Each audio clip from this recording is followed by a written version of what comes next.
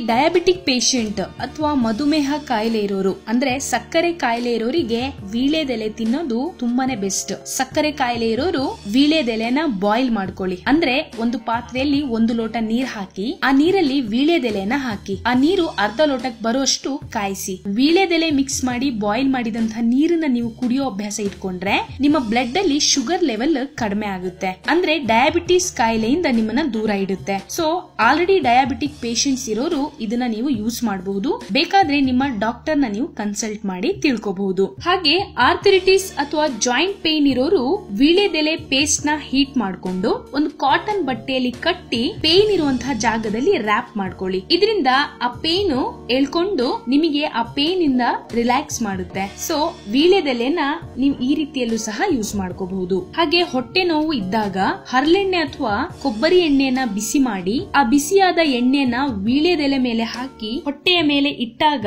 ಹೊಟ್ಟೆ ನೋವು ಸಹ ಕಡಿಮೆ ಆಗುತ್ತೆ.